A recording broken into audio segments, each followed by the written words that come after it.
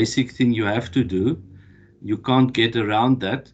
But then it depends on the people involved and how the conductor is bringing it together, and how the soloist from each institution plays his or her part, and then how the orchestra support everything. So SIAN influenced even my listening to music also. So yeah, I must say, when I saw the choir again during the virtual tour, I just missed attending those concerts. They are really special, and it's such a nice, they've got a new repertoire I heard yesterday, so it's something I look forward to maybe have them live for the next year. Okay, I think. And my favorite, Lydia. Yeah. Remember the 25 concert with Karen Zoid? Yes, but she's my favorite as well. Yeah. I'm a little bit biased. I wonder, some of you remember that, or were you here for that? I can't remember all who were here. Yeah, so Nikki, she just made another concert now during the Woordfeest, which was also recently all on a TV channel. With the Cape Town Symphony Orchestra, which was a totally wonderful experience. So that was quite nice. Okay, stop the chat, Lydia. No, thank you, Robert. Yeah, I think that's also important to have a little bit of chit chat. The reason why you see my braai room in the back is because the gas people are coming to. So for you that watched last night's Baboti, we ran out of gas. You know, like in true South African style, we have Plan B. So the guys that just came to replace the gas. So we all sorted. With that, so we're ready if we need to do another Baboti. But yeah, without further ado, welcome back everyone to the second day of SIAN.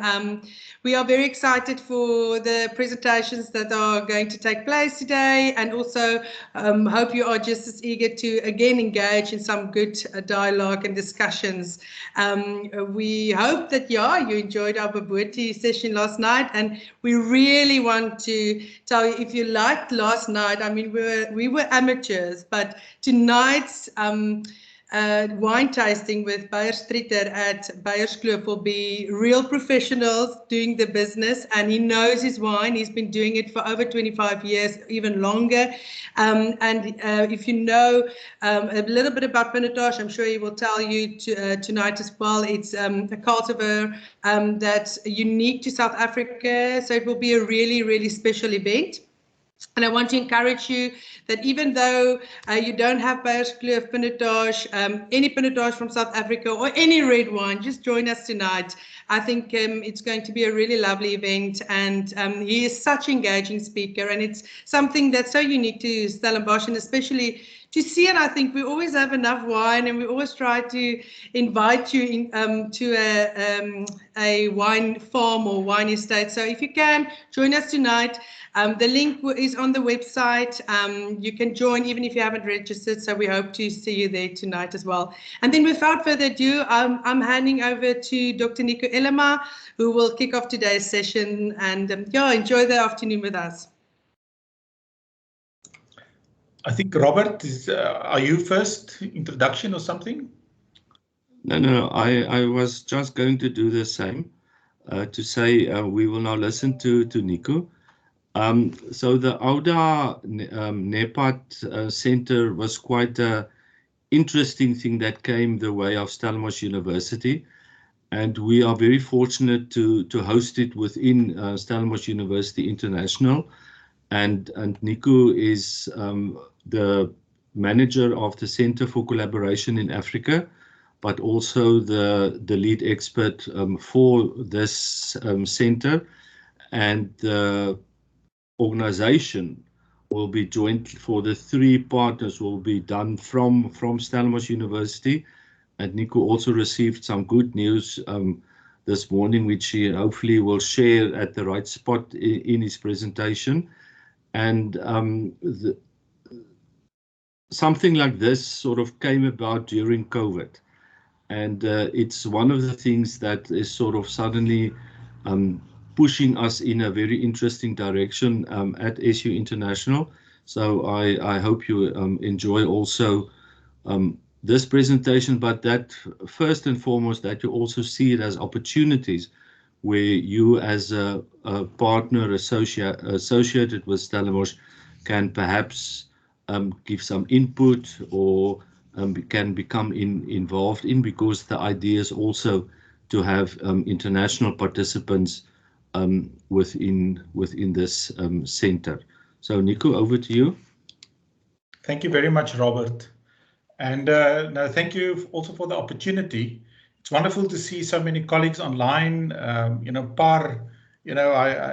the side, Margareta, colleagues there from Lund, and also, everybody abroad. We've said it a few times that I think in-person SIAN is so much better. And but I must say, I said to Robert and colleagues this morning, I really enjoyed the Boboti class last night. I had a few good laughs for my colleagues and with my colleagues. And, just being really innovative, being online, but really very effective within the SIAN. So I have about 40 odd minutes. So I'll just give a bit of a presentation about the AUDA-NEPAD Center for Science, Technology and Innovation, but also leave quite a bit of time for questions and answers and comments. Without further ado, you can see from the slides that it's, the title is really of the presentation, Collaborative Efforts for Upscaling of Homegrown Solutions for the African Continent. And I hope, throughout the presentation that I would be able to unpack that a little bit more. So just in terms of the presentation, I will just place it a little bit within our Stellenbosch University context, and also explain why here in the international office, because we really deal with science. We are within the academic space, but why would it make sense to place this center within the international office? So there was quite a bit of thought in that. And then to look at the opportunity, where does this center come from? Who are the role players within this center, and what are our strengths? And then also really drilling down to what's the purpose? What we really had to find a niche, something unique for this Center for Science, Technology and Innovation. And you will also see then, when I start unpacking the strengths of these institutions, what are our alignment with continental strategies and goals and objectives, and I'll briefly explain that. And then also the innovations. There is a catalog that we are working on, and also where are we within this process. So let me just quickly place it within our context. As I mentioned earlier, you've seen the slides yesterday from Robert as well. But within Stellenbosch University International, we've got these 4 centers, 5, with the services and the Confucius Institute, and it's really within the Center for Collaboration in Africa, which I manage. That we are locating this center. And then this is again a slide that you would recall from yesterday that Robert briefly explained the reorganizing. And we've got this very strong focus on our partnership development, and then also grouping our thematic networks. We're going to have a stronger focus on we call it SDG at SU, or a SDG hub, which speaks to the EU as Sustainable Development Goals, and trying to align it and really get our sense with our partners around Sustainable Development Goals. And then Robert mentioned yesterday the peri-peri-u and, the bite on the tongue, but it's really about a network of universities across the continent looking at disaster risk reduction, and then the NEPAD Centers for Excellence in the Sanwachi, the water sector. So we've got these thematic networks, we've got our partners, but now we've also got this AUDA-NEPAD Center for STI, Science, Technology and Innovation. And it's really, the tentacles is going out to our partners, our bilateral partners on the continent, within the water program, with our partners, the 20 odd across the continent, within disaster risk, you can bring them in. And also and I'll explain it a little bit later, the link between our Agenda 2063, which is the continental framework and for us for development, but also how that links to our SDGs. So we are able to connect and try to really bring out the best within all our centers and what we have under control. And I put that in inverted commas here in the international office and the secretariats that we are able to service. So indeed, we have to link to the DVC for research, postgraduate studies and innovation. It's a different responsibility center, but Prof. Eugene Kluter, he's the principal, within that, and also the major driving force along with colleagues at the CSIR and AUDA-NEPAD in that, but also tap into different entities here at university. We're talking about Innovus, the tech transfer office, and we often refer to the Stellenbosch innovation system, which is not just Stellenbosch University, but this whole innovation system, which is here in town. And that is the reason why the center is here. But let me not run ahead of myself. So let me start off with the challenges and the opportunities, really stepping back and, where does this come from? And this is actually a slide that comes from the African Union, where the African Union has got a very strong sense of what are the needs and the priorities on the continent and in different thematic areas. And then specifically to specific countries. You could see that there are certain themes in terms of health, industrialization, education, infrastructure, governance, and so forth. So I think the message I want to bring across at this stage is there's a very strong link and understanding within the African Union and African Union member states of what the needs and the priorities are. And that is really our starting point, is demand driven. Now, what the African Union Development Agency, and I'm going to unpack that a little bit more, what is this AUDA-NEPAD? I'll explain it a little bit later.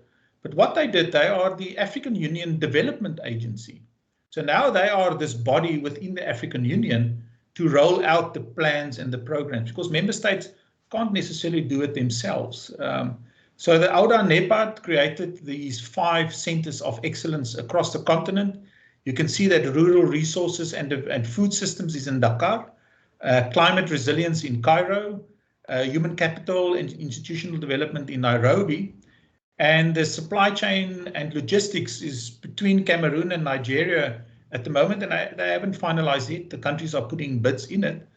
But extremely significant, at least for us, is that this science, technology and innovation is not somewhere in South Africa, but it's here in Stellenbosch. And that is really a feather in the cap for us. People know where Dakar is, people know where Cairo is, people know where Nairobi is. Most people know where Stellenbosch is, but now they will definitely know where Stellenbosch is. And it's really putting us on the map. And it is a trilateral partnership between these 3 entities: AUDA-NEPAD, the African Union Development Agency, the Council for Scientific and Industrial Research here in South Africa, and also Stellenbosch University. So let me just explain a little bit, who are these 3 institutions, just to give you a little bit of context.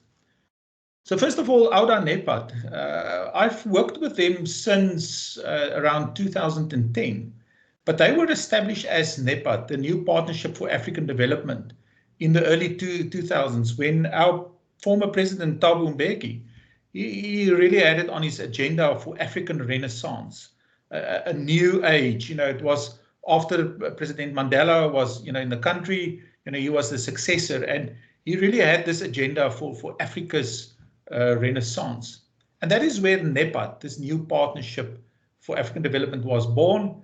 But significantly then, in 2011, NEPAD became an implementing agent of the African Union. So instead of just being this thought or this platform for member states to communicate and really to drive programs or initiatives, they became an agent, an implementing agent of the African Union, which in itself was quite significant.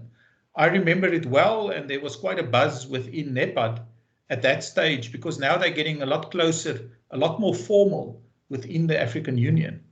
And then in 2018, more or less, they got a new mandate and transformed into the African Union Development Agency. And they still kept the NEPAD name, just to remind everybody where they came from. And this is really significant.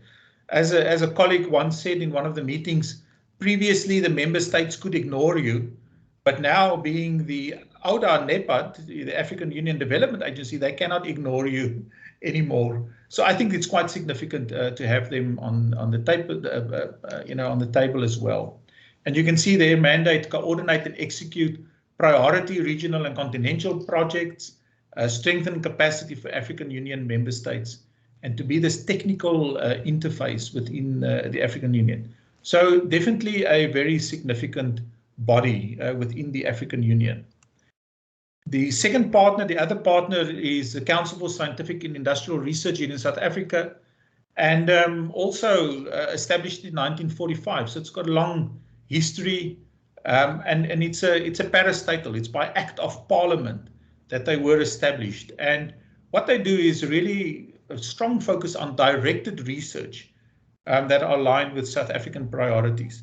But you can see from the slide, it's quite a significant institution, quite a number of staff, but they have also a government grant, parliamentary grant, amongst others, that they operate from. So in our South African context, really a significant role player and a partner, a long-time partner of Stellenbosch University.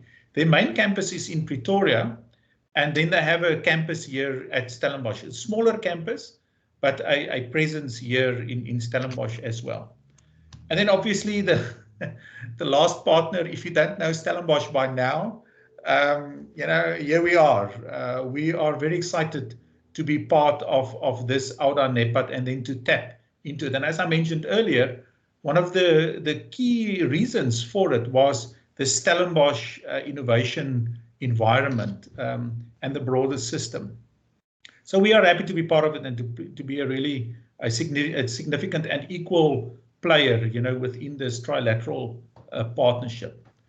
So what do we bring to the table? What are the strengths? And I know that the slide is quite busy, but if you are able to see, let's start with AUDA-NEPAD being this political mandated body. They really bring political legitimacy also to the program, mobilize government authority. They, as I said, member states can't really ignore them now. Public-private, a broker, in that essence, and also to foster this transnational solutions. So really a body within the African Union that bring this political clout. And yes, the CSIR and Stellenbosch, I think we play in the same field, although they can't award degrees, and so forth, but they are very strongly focused on research and applied. And you can see the same for Stellenbosch. You know us by now. We're a research-intensive university, so we really operate in the same space, and it's slightly different, but that is our strengths. And to, at the end of the day, catalyze and accelerate our Agenda 2063 objectives. And as I say, that is where we started. If you recall my one slide with the globe, and the Africa continent, if we've got a clear understanding of what the needs are, and we bring our strengths to the table, we would potentially be able to deliver, within this Agenda 2063 agenda. So again, this is a very busy slide, but this is our Agenda 2063. Just like the Sustainable Development Goals are out there, there are 7 aspirations within our continental environment. And there are something like 20 goals that speak to these aspirations. I'm not going to unpack them, but you can see there are transformed economies and job creation, continental financial monetary institutions established and functional, and each one of them are further unpacked in certain targets and so forth. And then you can see at the bottom that AUDA-NEPAD has also aligned their priority impact areas in terms of industrialization and wealth creation, shared prosperity and livelihoods, human capital development, and natural resources with these goals that are aligned with our aspirations. Just on a side note, I've done an exercise where we say, let's have a look at these goals, the continental goals, and let's map them with the SDGs and see how they align. And so we will take that now into our SDG hub as well and see how we can align many of these activities, so that if we have an innovation or we do an activity aligned or linked to a specific goal, we know to which aspirations and to which SDG goals we also speak and address to. But what I think, again, the message I want to get across, it's important for us to operate within our continental environment and really address the needs, not just here in Stellenbosch, but also within our region and then also within the continent, and then as it speaks broader to our SDGs. And again, a nice little horrendo graph. But if you see the Science, Technology and Innovation hub here in the middle, and you recall the other centers that are within the continent, rural resources in Dakar, human capital in Nairobi, climate resilience in Cairo, and the supply chain hub, the objective is really to create this central hub for science, technology, and innovation. Because STI speaks to these different themes. They do speak to food systems. They do speak to human capital development, to climate resilience. And so that is where the needs are identified. And also, project initiatives, but it would come through and being addressed through this STI. And, Robert mentioned some good news. I just had a meeting this morning. We have a check-in. I heard this morning that, for example, food systems in Dakar, they are embarking on an initiative with the Forum for Agricultural Resource or Agricultural Research on a $12 million project that on biodiversity. And again, within that framework, so it will be based in Dakar, and the link will be there for, in terms of innovations, how do we address that and how can we tap into that? So that's the one little piece of good news. And so we can see slowly but surely, things are starting to fall in place, and this AUDA STI would be able to tap in that. There are other good news, and I will share that a little bit later as I think it's a little bit more closer to home. Right, so now what is this purpose? I've laid the breadcrumbs a little bit. I think if you consider the strengths of AUDA-NEPAD, the strengths of the CSIR, Stellenbosch, where do we come from? What do we do? It's really about identifying and integrating proven scientific and technological innovations that are both within the CSIR and Stellenbosch University and other partners to leverage these innovations to upscale them for implementation to enable science and evidence-based decision solutions. So it's really about technologies. And now if you start talking about technology, in a technology can be a process as well. These are innovations that are within these institutions. And also when you upscale it, so it can be a physical product or something that that is maybe very innovative, but it can also be a process or a way of doing things that you are able to upscale for other countries within the continent. So it's really, when we start talking about upscaling, it's very broad in its broadest context. So how did we go about? We had it's about a year ago. It's about September, October last year. We really started mobilizing ourselves. And the first thing we did is we held a workshop. That was in the beginning of December, where we were able to bring together 144 researchers from both the CSIR, both Stellenbosch, and also from AUDA-NEPAD, as program managers, to say, let's talk, let's identify innovations. And it was a wonderful day.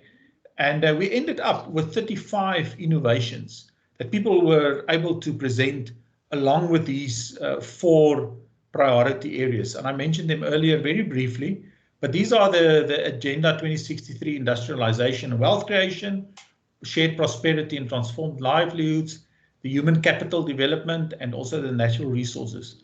So it was an opportunity for some of these academics to put their toys on the table and say, but I'm busy with this, and let's start cataloging it. And that was quite a significant starting point for us. And if I can just briefly share, I cannot go in all of them in detail, but just to share again some little breadcrumbs. You can see within the field of aquaculture, bioenergy, where they look at ethanol processing and the conversion of waste food products to energy, safe and efficient ports, post-harvest technologies, where they really look at technologies and techniques to lengthen the lifespan of fruits, and products post-harvest and food to market. Remote sensing and precision agriculture. It might be, it's not new, but within that space, there are unique technologies and innovations that one could take forward. Food science and indigenous products. Within the African continent, there are certain products that we are able to identify and say, but how do we roll it out? How can it be commercialized to other countries or other markets within the continent? The Center for High Performance Computing, which is within the CSIR, it's really providing a huge backbone in terms of ICT infrastructure as well across the continent. Within the next thematic area, it's shared prosperity and transformed livelihoods, and here you will find many of the health-related technologies. For example, point-of-care test for tuberculosis, vaccine development within COVID-19, and epidemiological modeling. We have colleagues within Stellenbosch that are part of our national forums and task teams that really advise government in terms of the waves and the modeling of the COVID-19 pandemic and other illnesses across the continent. Renewable energy. There are technologies that the colleagues have brought forward within energy and water, and also wind energy. Precision-based medicine screening, for example, in ovarian cancer, development of affordable human vaccines. So there's a lot of things happening within the Stellenbosch and within the CSIR environment, and within this theme, we've identified 15 initial innovations. Then also in terms of human capital and transform institutions, there's technologies in terms of text-to-speech, and specifically with regards to Swahili. And I was amazed to find out that there's about 100 million people in the Southern African and Eastern African region that speak Swahili, and there isn't a decent product to do that text-to-speak translation and the opportunities that it offers. So, these technologies lie within the CSIR and related to that. Natural resource management and environment resilience.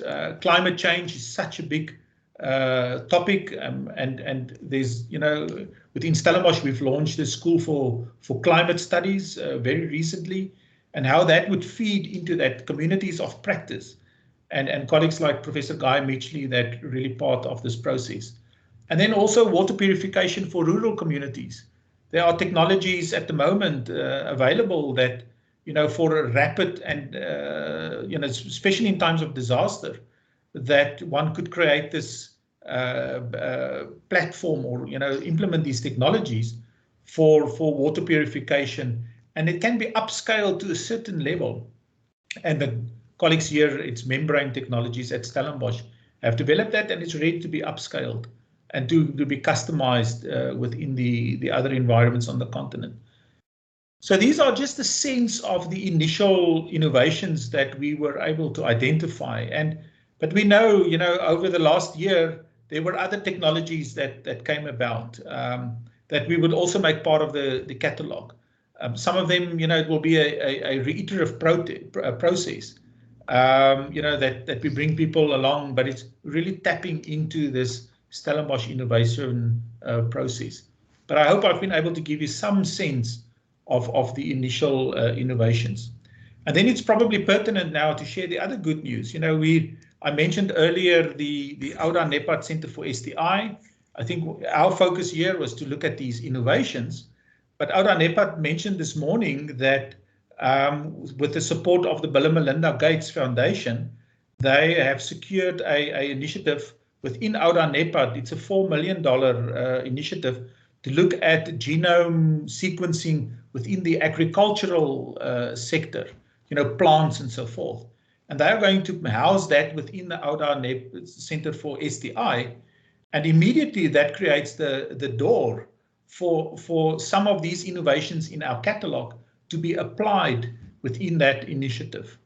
So that is, we were very excited when we heard it, because it really creates a new platform for this Center for STI that we can gain momentum and see how one can tap into other initiatives that AUDA-NEPAD is also aligning and putting within the center. And we anticipate that colleagues will actually come and sit here within Stellenbosch to do that, and then start tapping into what we have to offer here at Stellenbosch and also within the CSIR with other partners globally and then on the continent. So we must still find out exactly what the detail is, but I think that's a really positive development. So as I near the end of my slide, I think I've got about 10 minutes left, so there's a little bit time for presentations or Q&A as well. But where are we at this stage? We had the stage 1 where we identified these innovations. That was around December. We developed a business plan over December and January. And then we started engaging with the project managers to elaborate a little bit more. But at the moment, we're at this stage number 4, where we are identifying criteria to say it will be impractical to try and move forward with all 35 odd innovations all at once, because they have different needs and the different priorities.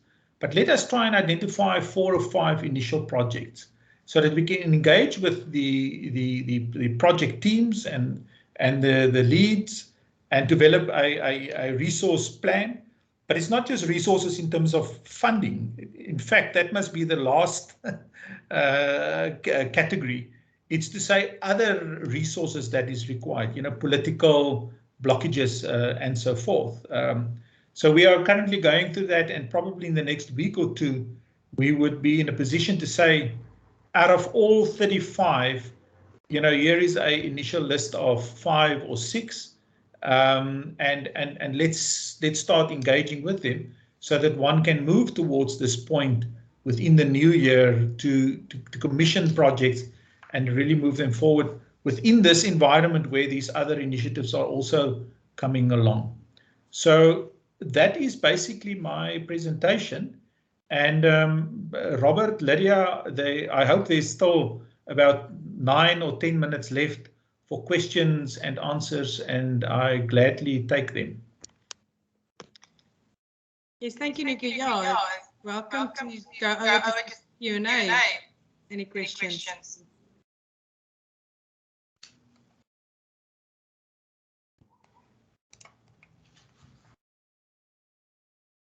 As they always say, maybe the presentation was so good there aren't any questions.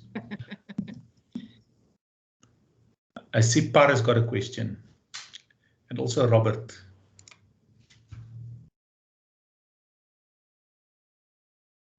Par, you can go. Okay. Thanks a lot, Nico. Congratulations to this great multidimensional initiative, and it's very impressive, actually. I was thinking if there is any links to the ARUA network. Thank you. Perfect. And while you were talking, I quickly flicked, I think, to this slide. It's really to place it, within our environment. Stellenbosch University, for those that don't know, the African Research University Alliance, it's a network of 16 research-intensive universities across the continent. And there are 13 themes, thematic themes.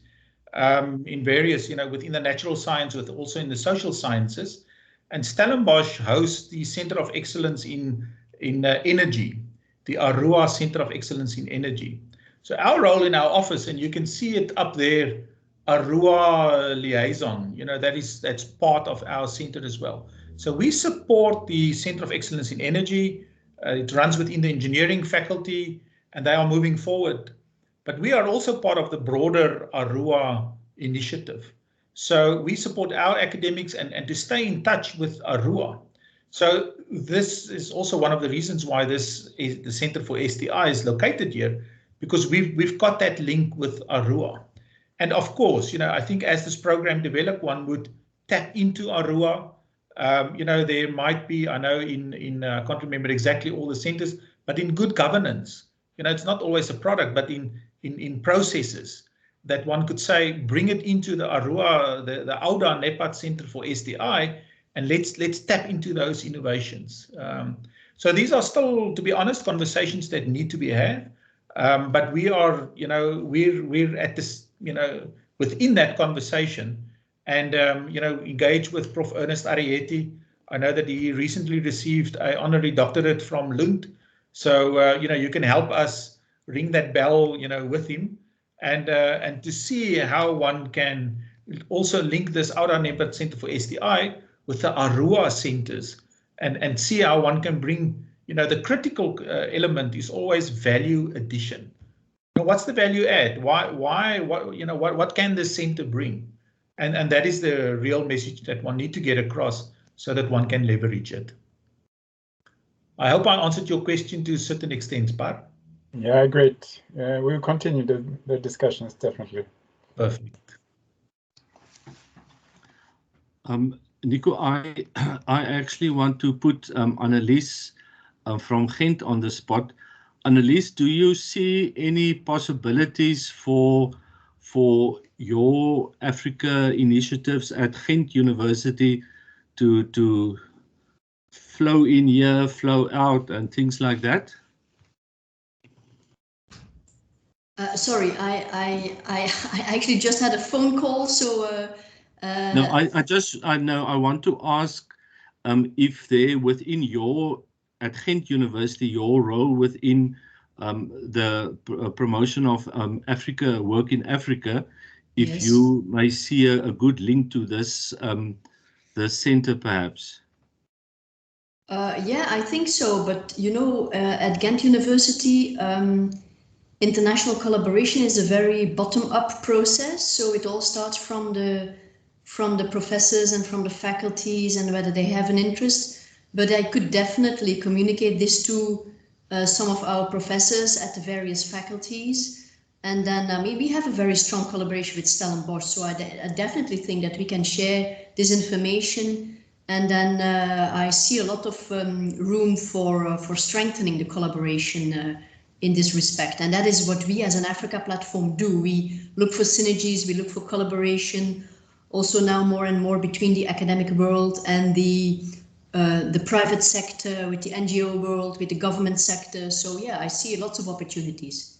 Yeah, I think, Nico, in your presentation about the catalog, I think once the catalog is finalized, that might be a very handy tool also to circulate amongst our partner institutions to see where there are this bottom-up thing, where there are projects where there can be some complementarity or some mutual benefit in that. Yeah. Thanks. No, definitely. Again, it sounds very long, and it can be a very simple or it can be a very cumbersome process in terms of the catalog. We listed them a year ago. We identified, their strengths and their funding partners, really to get an understanding what they really bring to the party. But we hope to, before the end of October, November, to be actually able to publish that catalog. We've got an internal version of it and we've got an external version, but to publish the external version online so that anybody can come to this, website within AUDA-NEPAD and to be able to access and view it and then from there to prompt communications. You know, wherever we've spoken, you know, the UNDP have stuck up their hand. You know, there's certain conversations going on at certain levels to see how one can actually, you know, they also got an innovation platform up in Pretoria, and how can one feed that into it? So here and there, fires are starting to be lit, and but definitely, you know, when we have this external version of the catalog, we also need to make sure we manage expectations. So, but you know, we're working at it, and we will definitely circulate it.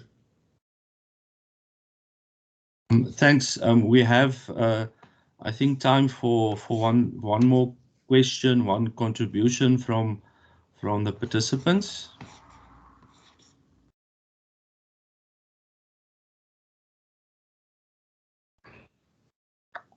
All questions been answered already. Nico, you want to say a last word, and then we can get onto the drone to go to Tygerberg. Nico? Perfect. No, thank you again for the opportunity. As I say, this is the Center for STI is really focused on, you know, we refer to as homegrown innovations, and to really leverage the innovations that we have within our environments for the rest of the continent. But having said that, you know, we don't do that in isolation.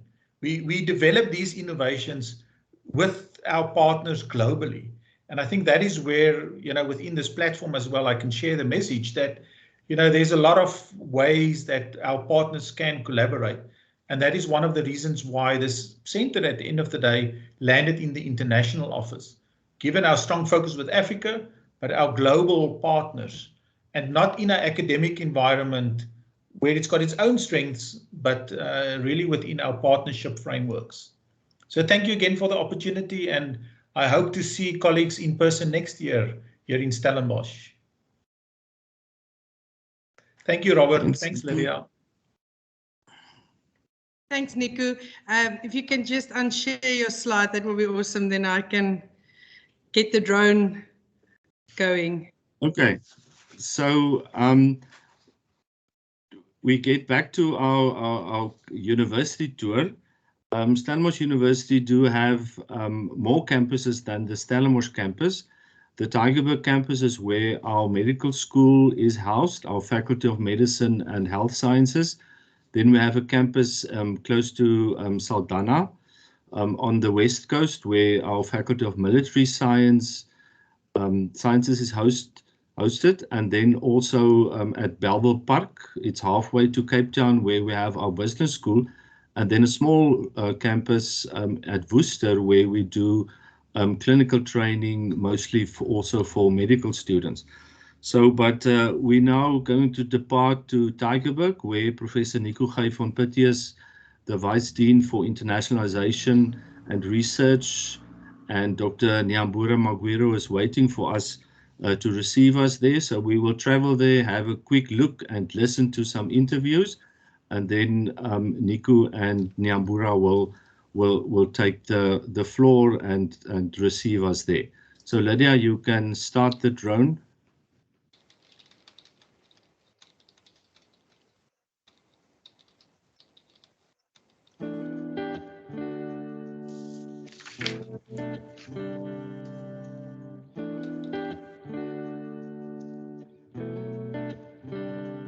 I just think Stellenbosch is a fantastic university in terms of its reputation, in terms of its credibility, in terms of what the faculty offer, the diversity of programs, the diversity of centers, departments, divisions, the cross-collaboration in terms of research. And being a research-intensive university, for me, it was just wanting to know more, wanting to do more, and also wanting to invest more in education, and particularly higher education. So I think there are many amazing resources available for the students. If I think of the postgraduate students, not just funding, but the journey that the students go through, and I find that there are many seminars, webinars that are available. The library resources are also quite great. I find that the library makes a lot of effort to be able to support the students in terms of their learning. And then for the undergraduate students, the way that they are trained, the kind of support that the students are given are absolutely amazing. There's the Center for Health Professions Education that really tries to drive the agenda to ensure that we provide the highest quality teaching and learning experience for the students, as well as ensuring that we as the staff are best capacitated to guide students through the journey. So I feel that coming to Stellenbosch University, particularly being someone who trained in other places, is a great opportunity. So I have been part of the Faculty of Medicine and Health Sciences since 1997 when I joined the faculty as a young early career researcher. And over the last 20 years, there's been tremendous change in the faculty to the better. Huge advancements in the technology, the infrastructure, upgrading of the infrastructure. There's been wonderful changes in diversity in staff and student profiles, and increases in research outputs, and a general feeling of well-being. We have access to one of the best tertiary hospitals. We have access to high-level research infrastructure, especially now with the new Biomedical Research Institute, or BMRI as it's known, that we are building at this stage, a 1.2 billion rand investment from the university in research infrastructure and laboratory facilities. It's already drawn a number of researchers to Stellenbosch University. The building is really state-of-the-art. As I said before, we've benchmarked it internationally, and we are satisfied that this building can compete with the best in the world. The new building is state-of-the-art. It's built with health and safety in mind, a great flow and functionality of the research enterprise, which was previously not really possible because the place was not designed for modern research like we are practicing today. We are really excited about the BMRI building and what it will host and what it represents. And even though it's biomedical and biomedically focused, we as public health and global health are really excited about the work that will come out of it. And we know that there will be important data that will be generated through the work that will be done, and we look forward to and anticipate future collaborations and just redoing public health. We have an agenda which is called Future-Proofing Public Health, where we are saying, let's not do public health the way it's traditionally been done. Let's look to other disciplines to see what it is we can learn. And there's a lot to learn from other biomedical disciplines. If it's not in terms of the actual research they're doing, it's in terms of being able to collaborate across disciplines. So we're really excited about the prospects. The BMRI is, I think, one of the most innovative research centers in Africa. So one of the great things about being based here is that we are in close proximity to the Tygerberg Academic Hospital and also various healthcare facilities here in Cape Town. I'm an honours student, so it was great to come to a brand new building with like new facilities, lots of space. I think it would be great for future because more space means more students, more research can be done. The BMRI building is a very great initiative. It helps us to research on a greater scale. We need to compete with international students as well, which is actually really great. The benefits of being in the BMRI facility include the more lab capacity, also includes the more resources that are needed for research, and it also includes the more dynamic research community of experts in TB research. It's important to have collaborations between different countries, which allows for sharing of facilities, sharing of knowledge, and sharing of the scientific knowledge that is available to us and the facilities that are available to us, as well as the fundings that are available to us.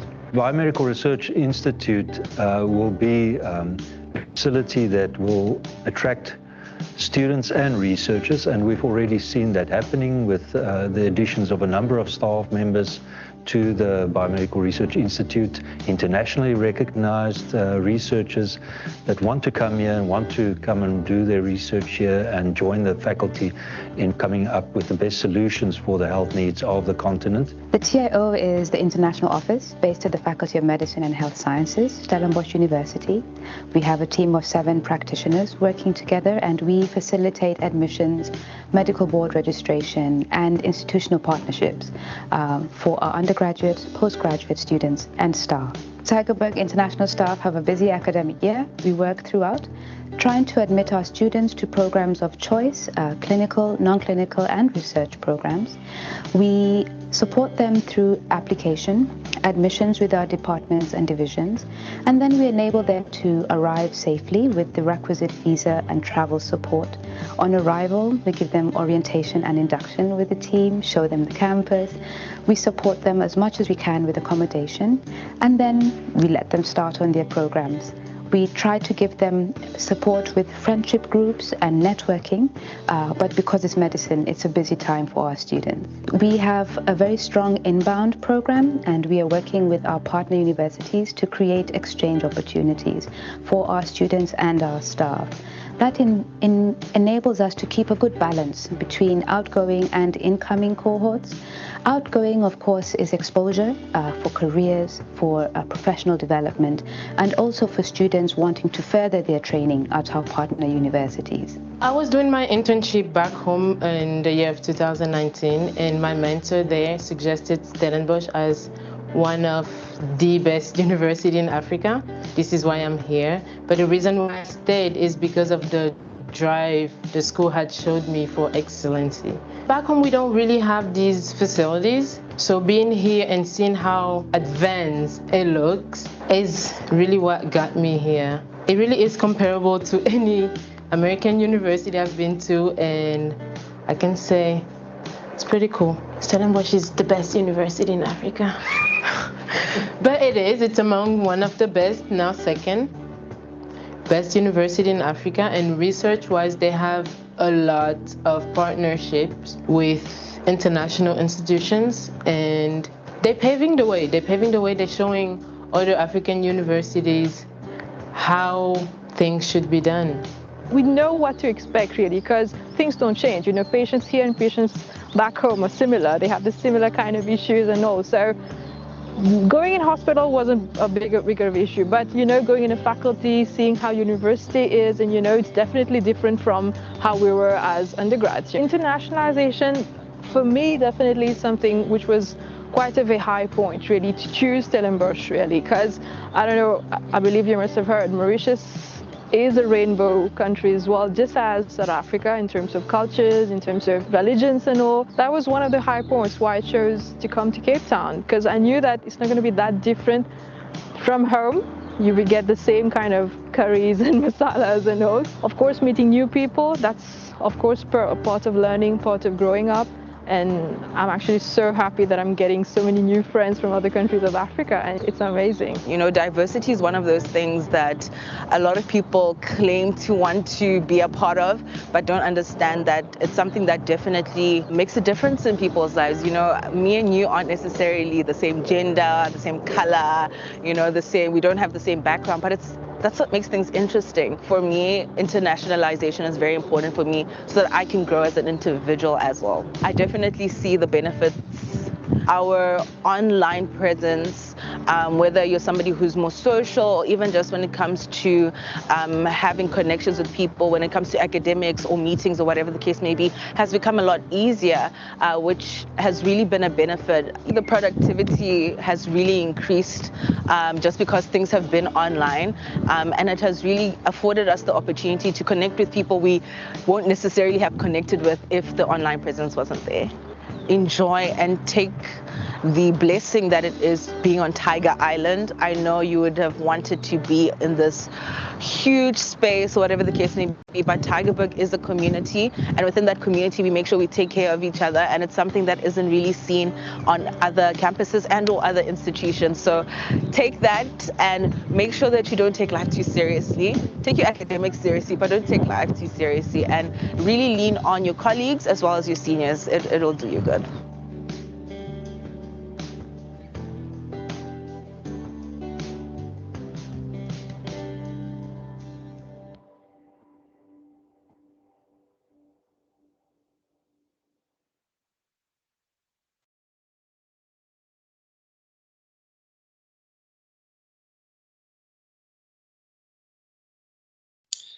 Afternoon, colleagues. It's good to be with you this afternoon. My name is Nico Elema. I'm the Vice Dean for Research and Internationalization, and it's nice to meet you all. I don't know whether Nyambura have introduced herself to you yet, but if not, Nyambura, could you please quickly do so? Yes, Prof, good afternoon. I am present with you all this afternoon here online, head of the Tygerberg International Office. Very pleased to join Prof Nico online this afternoon. Over to you, Prof.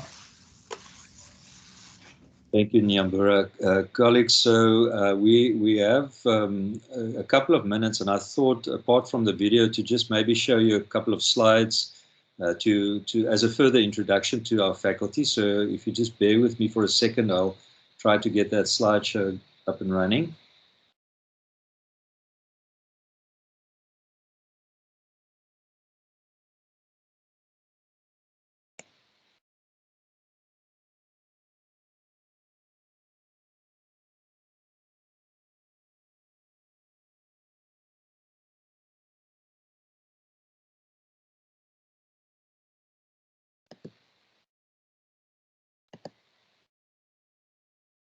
And as it always will be, having some trouble clicking on the slideshow.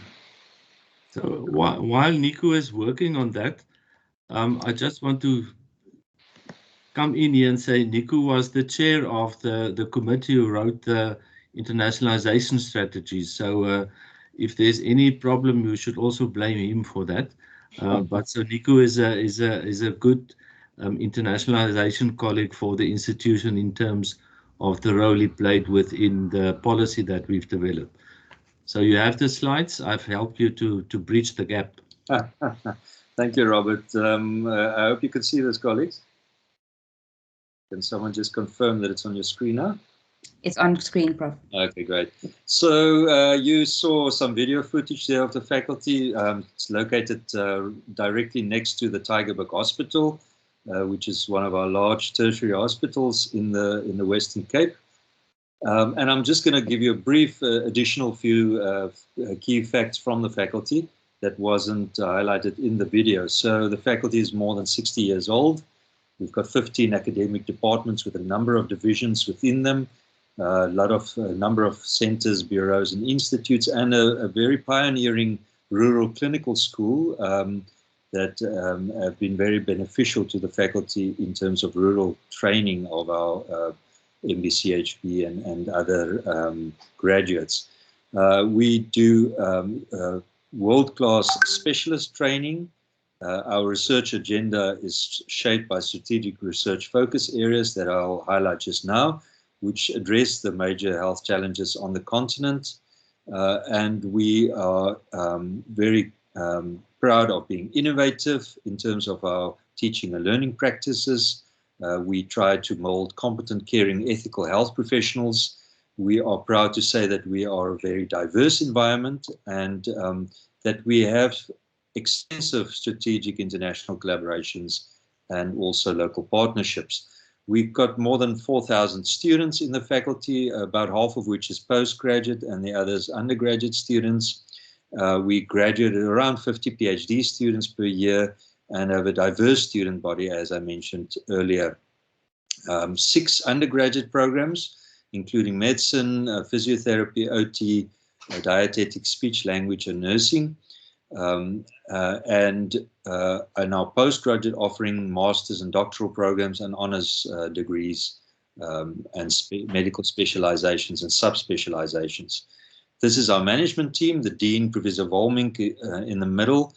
He will be retiring in another 2 months. So we will have a new Dean joining us in January, Professor Esti Müller, and the rest of the management team consisting of Vice Deans and the Senior Director for Business Management. This is our student council, very representative of the student body at both an undergraduate and postgraduate level. So we see ourselves as being an inclusive world-class university in and for Africa.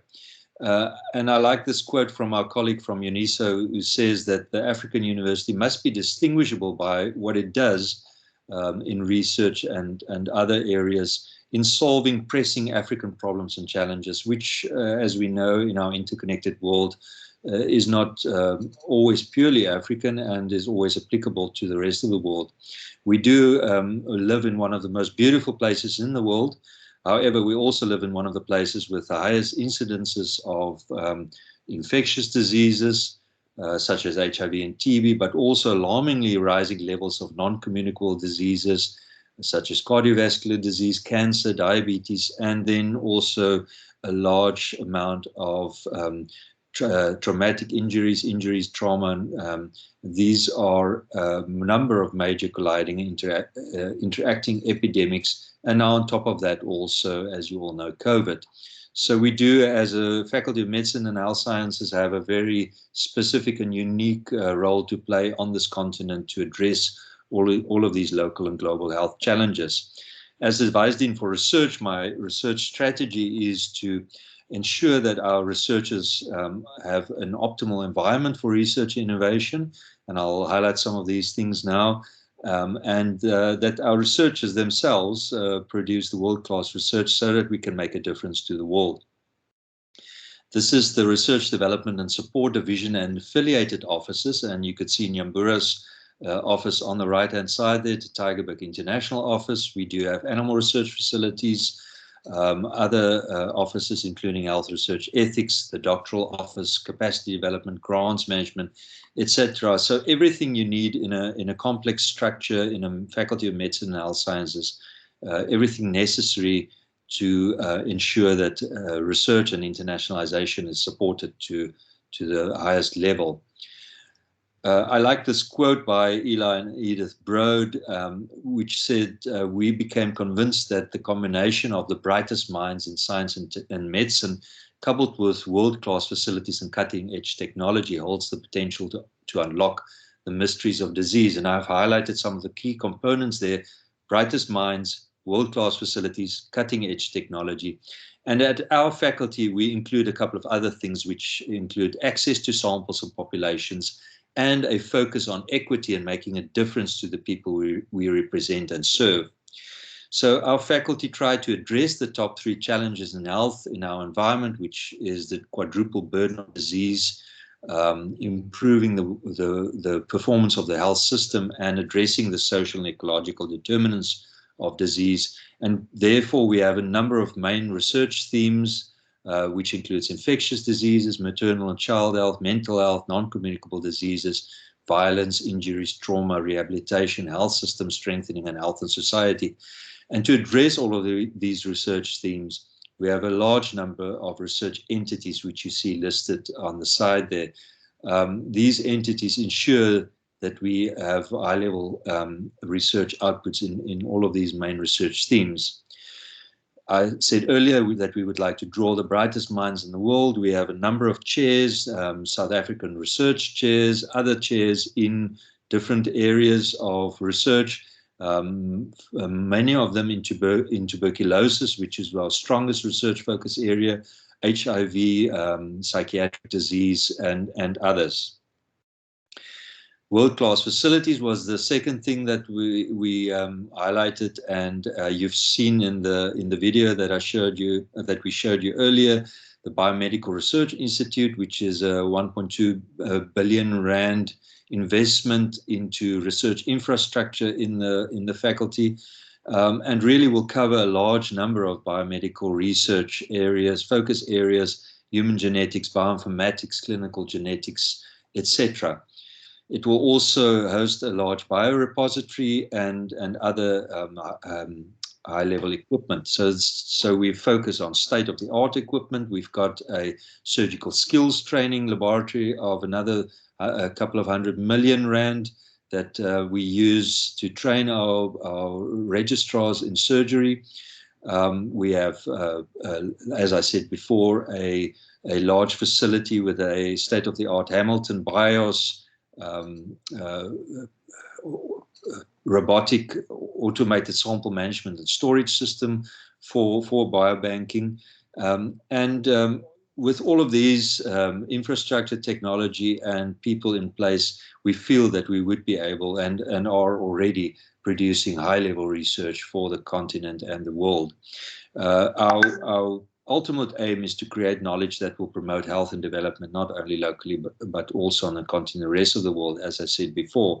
And we really feel very strongly about making scientific impact with whatever we do, impacting on policy and clinical guidelines. This is just a quote from the Lancet, where it says that one of our centers, the Desmond Tutu TB Center, is a global leader, taking the lead in public health policy on TB in children.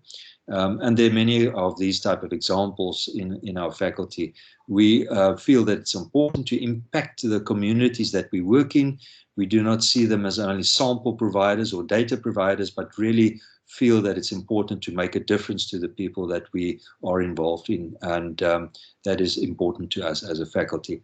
So many other examples that I could share. I promise not to do this for too long, but that is in a nutshell the Faculty of Medicine and Health Sciences, and I thank you. So we are going to go over then to a question and answer session. So colleagues, you are welcome to ask any questions now, but before we do that, quickly just want to give Nyambura a chance to say anything if there's anything else from her side in terms of the Tygerberg International Office. Thank you, Prof. As usual, really quite a pleasure to learn so much about your the efforts that internationalization is doing within FMHS. And for that, I mean, we have a unique office, and my input here are just to acknowledge the uniqueness of the Tygerberg International Office for its location within a Faculty of Medicine and Health Science. Online, we have a discussion on how internationalization is structured office-wise in different universities, but also the level of support that such efforts receive within university management. And so for our staff, we do enjoy significant support from the heads of our faculty at a dean's level, at a vice dean level, and also, as you saw from the slides Prof shared a moment ago, the complexity of internationalization and the fact that we are so embedded with the research enterprise.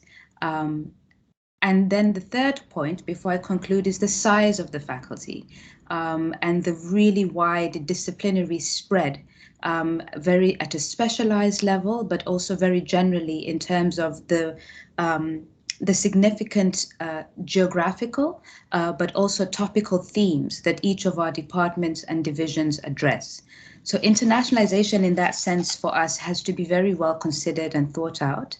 And we are also really exploring the complexity with our partners through virtual conversations, but also linking them to the knowledge holders, which is our faculty heads, who really support these discussions. And they are really coming to the party. We've had really substantial discussion this year. And so in that sense, our office is an enabling space for internationalization. And the fundamental premise of my sharing is that enabling and our capacity to generate, first of all, momentum and academic support is really fostered by our senior management visioning, because Prof is also the chair of the Internationalization Committee at the faculty. So that as the first committee of its type in the university, he's also subsequently driving alignment of our own faculty strategy internationally with the university strategy. So we're going to take a lot of learnings from this and share it, for instance, with the University of Antwerp Internationalization Committee, who have such a body similar to ours. And so we're trying to take our knowledge, our praxis, and our institutional guidance to seed internationalization a bit further. So thank you, Prof. That's it from TIO for now. Thank you, Nyambura. Colleagues, we're open for any questions, and thank you for listening to us. If there are anything, otherwise I think it's close to your break. Can I perhaps a question that might be in the heads of the colleagues and based on previous SIAN meetings. Nyambura, how many electives can you take per year for international students to come onto the medical, the clinical platform and do some training and all kinds of things? Thanks. Just talk about that. I think for this group, it might be one of the pertinent things.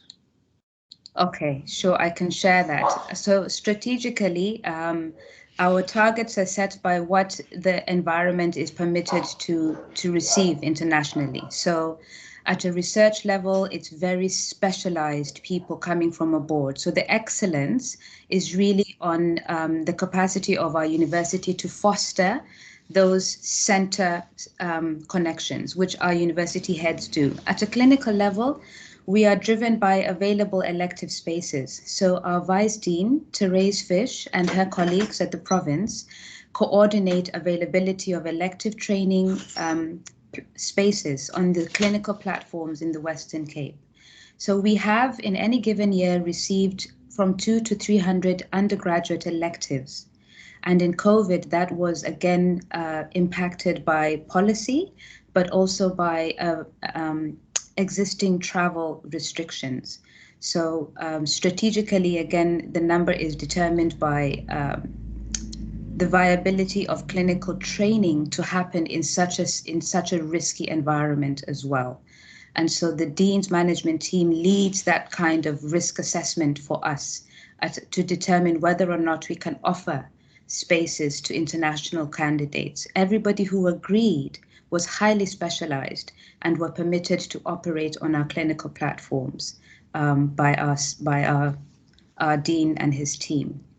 So let me just leave it there. So all of our places are negotiated. So maybe just to, thanks Nyambura, just to add to that, I think what Nyambura is saying is that pre-pandemic, it was quite possible for a lot of people to come. We are limited to the availability of the clinical spaces, and of course the training of our own graduates or undergraduates are priority, but there's always possibilities. But during the pandemic, that was quite limited because the training of our own undergraduates also suffered through the pandemic, so we had to make some tough decisions. But I think post-pandemic that the opportunities will increase again. Can I also further ask, Nico, if you can just talk a little bit more about the work related to TB, because I think that's one of the big flagships of the faculty, and I think it might be valuable for our international partners to zoom a bit in on that broad field that is one of the big specializations with you. Yeah, so you would have seen on the slides, although I realize I flipped through it quite quickly, that we cover a broad range of aspects of tuberculosis research. We are world renowned for pediatric tuberculosis research, and our pediatric TB teams are really sitting on the highest levels in committees worldwide, making decisions, framing policy. We are very well known for epidemiology of tuberculosis type of research because of the situation of the communities with the Western Cape being one of the hotspots in terms of tuberculosis, but not only TB but drug-resistant tuberculosis, and therefore our epidemiology research groups are also very well known and respected. We cover a range from pure biomedical to omics. We've got a chair in mycobacteriomics, covering all the different omics, proteomics, genomics, transcriptomics of tuberculosis. Looking from the host side, we've got a genetics group looking at genetic susceptibility to tuberculosis. And we take it even further right through to the other side into animal tuberculosis, and have a research chair, South African research chair in animal TB. And this colleague of ours is in the fortunate position of spending most, if not all of her time in the Kruger National Park. And she does her research there and is based there. And the very, very extremely important research on animal tuberculosis, because not only of the fact that animal TB is a model for human tuberculosis, and many of the type of diagnostics and things that came out of animal tuberculosis work can be translated to human, but also because animal tuberculosis has a huge impact on tourism, on wildlife protection, etc. And there's a disease that is terrible. It's spilled over from cattle into the wildlife, and it's wreaking havoc. Thanks. So that might be an interesting opportunity for an elective in the Kruger National Park. Yeah, we as a management team have always said we have to do a management team visit there to just check if things are okay, you know. Yeah. So Nico and Nyambura, thank you very much, and thank you especially also to Nyambura for good involvement in our activities for the broader university. Thank you. Thank you very much. Thank you.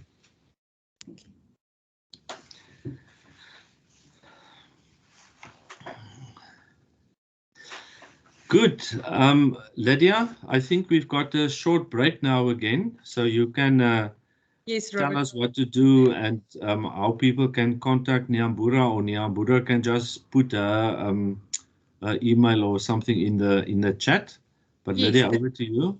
Thank you, Robert. Yes, Nyambura, if you don't mind, you can add your email address to the chat, and then people can get in contact with you. But we will also make all this available, Prof. Nico, if that's okay with you, if you want to share your presentation for us, if that's okay, we will add it also online to the website where there will be, we will also load the video and then the presentation for people to revisit later, if that's okay. So for those of you who haven't joined yesterday, we're going to try to make smaller groups. So we'll have breakaway rooms during the tea break again. So we will randomly select some breakaway rooms, and then you will be with people from Stellenbosch and from other institutions. So we want to encourage you to really engage with each other, or if you don't want to, that's fine. Then you can just go and make your cup of coffee or tea. For the next session, we will start at, that will start at 3:30.